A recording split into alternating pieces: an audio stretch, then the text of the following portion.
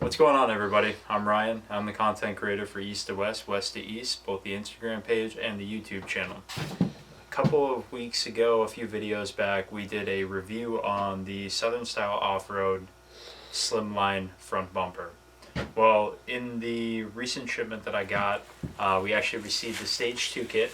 So we're going to be going over the attachment of the Stage 2 to the actual bumper. We're going to put the light bar in, and we're going to get it kind of all set up to go on the truck.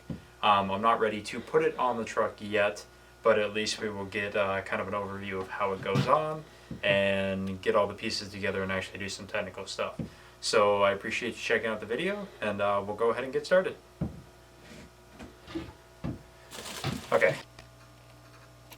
So here's the two Stage 2 portions of the bumper.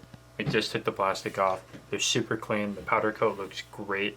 The welds are sheared down, and I mean, the quality looks really well done. Super stoked to get these attached to the bumper itself and get it prepared to go on the truck.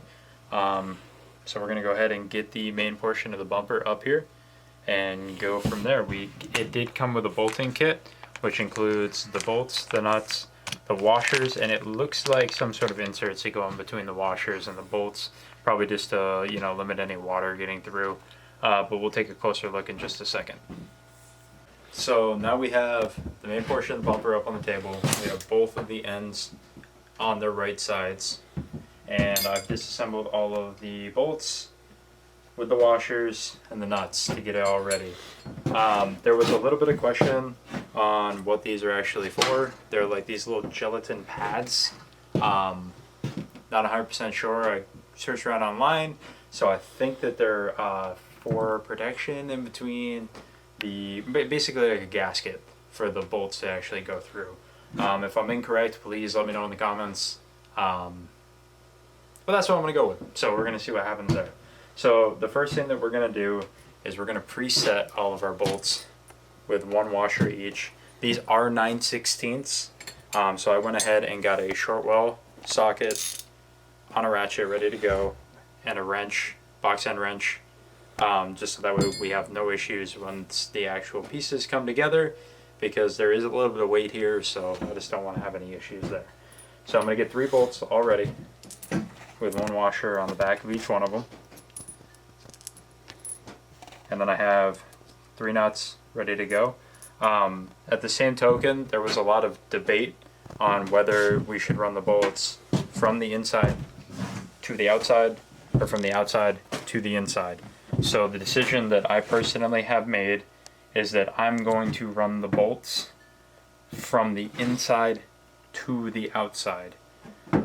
Just because I believe that this will be, number one, easier to move these around, and also because the winch is going to be here, I want a little bit of extra clearance, and with the bolt heads on the inside, there'll just be more room for things going on.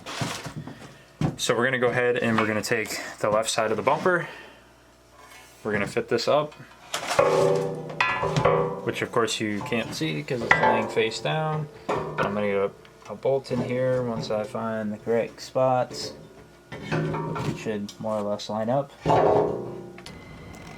Alright, so we decided to run the bolts from the inside to the outside, as I said. And by doing that, it created a point where we could just put the Stage 2 portion on and fit it up properly on the front. So now I've got this one side on, and we're going to go ahead and put some of the nuts on with another washer. So that way these will we actually have a side tightened down. So I originally said that you needed a 9/16 wrench.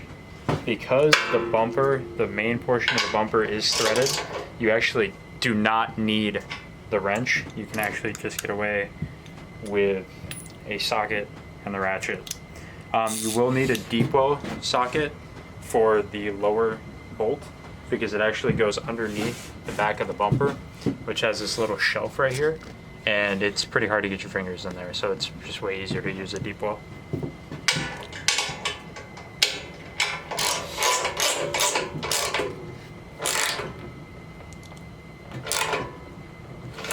So now we have one side We have one bolt snugged up. I'm gonna go ahead and snug the rest of them up. We're gonna do the other side and get that done real quick, and then we'll come back to do an overall shot, and then I'll start putting the light bar together. Okay?